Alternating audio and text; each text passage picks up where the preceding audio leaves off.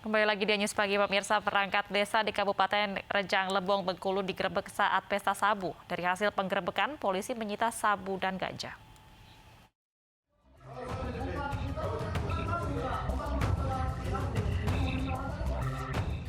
Tim Satuan Narkoba Polres Rejang Lebong, Bengkulu langsung mencari bukti-bukti lain setelah menggerebek pesta sabu di salah satu rumah di Desa Sinar Gunung, Rejang Lebong, Bengkulu. Penggeledahan rumah dilakukan setelah pesta sabu yang dilakukan sekretaris desa dan mantan kepala desa serta 4 orang lainnya. Dari penggerebekan, polisi menemukan 22 paket sabu, 3 tanaman ganja, timbangan digital, buku catatan, dan uang yang diduga hasil penjualan narkotika, serta sejumlah barang bukti lainnya. Dalam pengungkapan tersebut kami mengamankan 6 orang, 3 orang saat ini telah kita tetapkan sebagai pelaku atau tersangka. Kemudian yang 3 orang lagi masih kita dalami karena pada saat penangkapan berada di TKP. Tersangka dijerat dengan Undang-Undang Penyalahgunaan Narkotika dengan ancaman minimal 4 tahun penjara. Dari Rejang Lebong, Bengkulu, Endro Dwi Wirawan, iNews melaporkan. Selanjutnya, video seorang ibu pedagang sayur dihajar preman ini viral di media sosial. Peristiwa tersebut terekam di Pasar Gambir, Deli Serdang, Sumatera Utara dan saat ini telah masuk ke ranah hukum.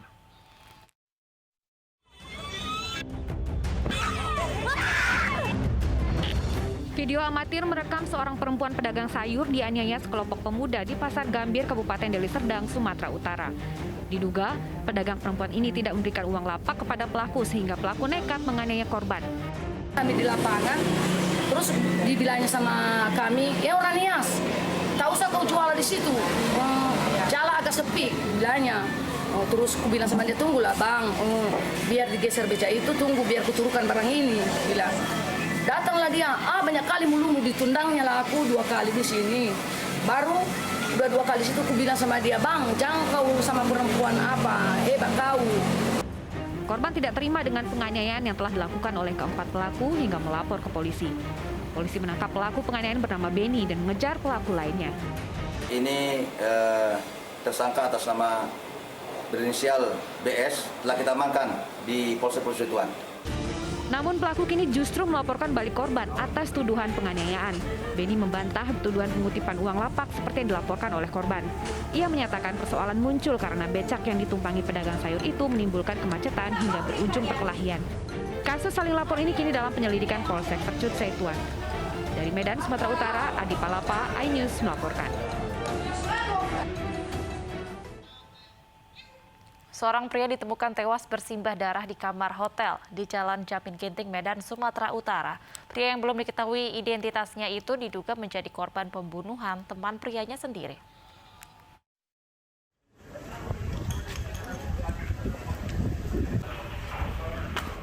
Kasus pembunuhan pria di dalam kamar hotel di Jalan Jamin Ginting, Medan, Sumatera Utara pertama kali diketahui oleh salah seorang petugas hotel.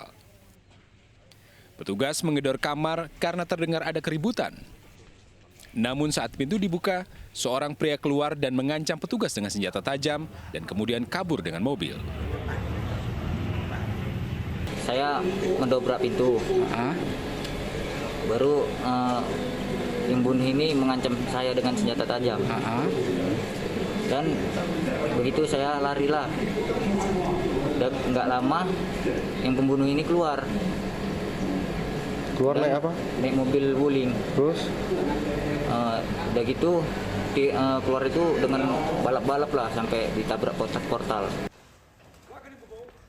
Dari pemeriksaan jenazah ditemukan sejumlah luka akibat senjata tajam di beberapa bagian tubuh.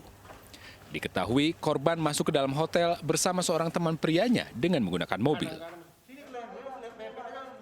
Jadi kita dapat informasi dari pegawai hotel H di Jalan Jamin Ginting. Kita temukan ada satu orang laki-laki yang belum kita tahu identitasnya, masih kita selidiki.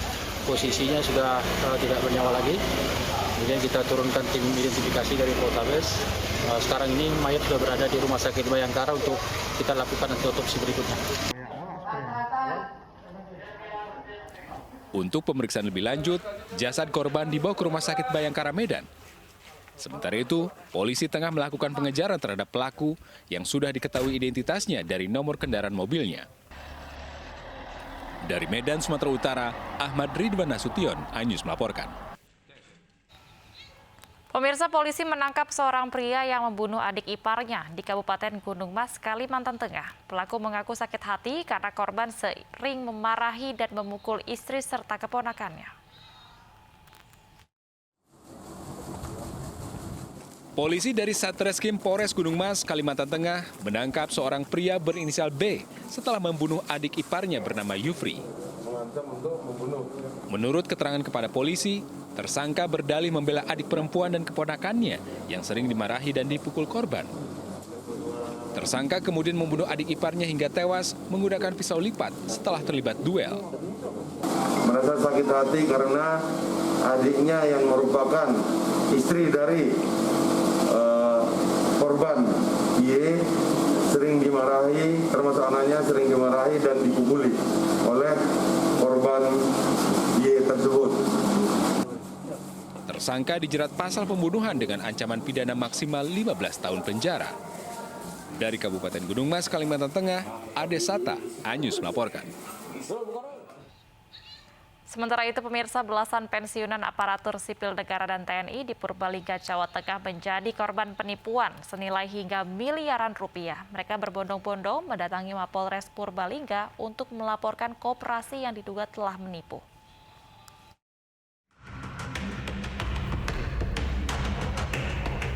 Belasan pria dan wanita lanjut usia ini mendatangi Mapolres Purbalingga, Jawa Tengah.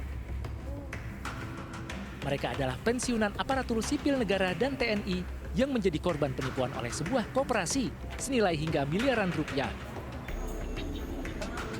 Para korban meminjam uang senilai puluhan hingga ratusan juta rupiah ke koperasi tersebut dengan jaminan surat keputusan atau SK pensiun.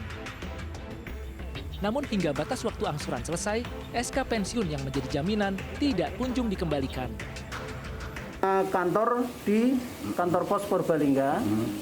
Di situ dia nawari kepada para pensiunan. Ya, karena pensiunan gajinya di situ di kantor pos, otomatis dia menawarkan itu kan gampang. Dan dari pusat, rupa-rupanya sudah kerjasama dengan kantor pos karena gajinya itu cicilannya dipotong melalui kantor pos. Nah, dengan adanya itu mustahil kalau adanya kemacetan hutang karena sudah dipotong melalui gaji bulanan. Para korban meminta polisi segera mengusut kasus dugaan penipuan dan penggelapan yang dilakukan pihak koperasi. Dari Purbalingga, Jawa Tengah, Catur Edi Purwanto, iNews melaporkan. Brigjen TNI Junior Tumilaar dicopot dari jabatannya sebagai Inspektur Kodam 13 Merdeka. Pencopotan ini tak lepas dari surat terbukanya untuk Kapolri saat membela Babinsa yang didatangi pasukan Brimob bersenjata terkait sengketa tanah. Pusat Polisi Militer TNI Angkatan Darat akan melakukan proses hukum terhadap Inspektur Kodam 13 Merdeka Brigjen TNI Junior Tumilaar. Dalam keterangan tertulisnya, dan Puspomat Lesjen TNI Chandra Sukoco mengatakan Brigjen Junior terbukti melanggar hukum disiplin militer dan pidana militer pasal 126 dan pasal 103 ayat 1 KUHP-M. Untuk kepentingan proses hukum, Brigjen Junior dicopot dan dimutasi sebagai staf khusus Kasat. Brigjen Junior Tumilaar viral karena surat terbukanya untuk Kapolri membela Babinsa yang didatangi pasukan Brimob bersenjata terkait sengketa lahan.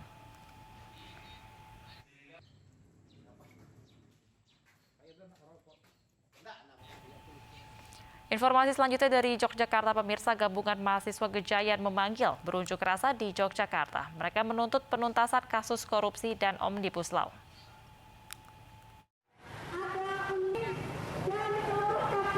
Unjuk rasa mahasiswa dari berbagai perguruan tinggi di Yogyakarta tergabung dalam gerakan Gejayan memanggil. Mahasiswa melakukan long march dari Bundaran UGM menuju pertigaan Gejayan Yogyakarta. Aksi digelar sebagai bentuk protes terhadap pemerintah yang dinilai tidak pernah mendengar aspirasi rakyat. Mahasiswa menyerukan 11 poin tuntutan, antara lain pencabutan Omnibus Law dan penuntasan kasus pelanggaran HAM serta kasus korupsi. Para pemangku kebijakan di pemerintah, mereka mengesahkan segala UU yang menyengsarakan rakyat, di tengah krisis pandemi ini. Nah, ini yang harus lawan. Pandemi ini bagian dari kontrol, bukan virus yang diatasi, tapi aspirasi yang mereka basmi. Mahasiswa mengancam akan terus menggelar aksi hingga tuntutan mereka dipenuhi. Dari Yogyakarta, Gunanto Farhan, iNews melaporkan. Ular piton sepanjang 4 meter ditangkap warga di Mamuju, Sulawesi Barat. Diduga ular tersebut baru saja memangsa hewan liar di sekitar kebun warga.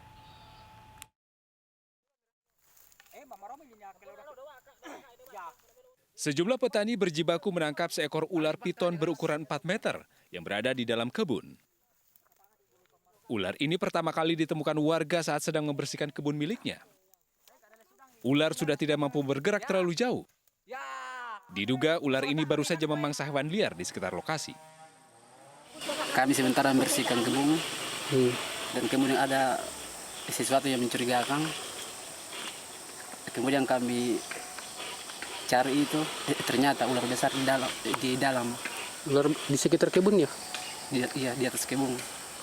Kira-kira berapa meter ularnya? Sekitar kira-kira 4 meter. Karena dianggap membahayakan berada di kebun dan dekat pemukiman warga, ular tersebut ditangkap warga lalu dibunuh. Dari Sulawesi Barat, Frendi Christian, iNews melaporkan.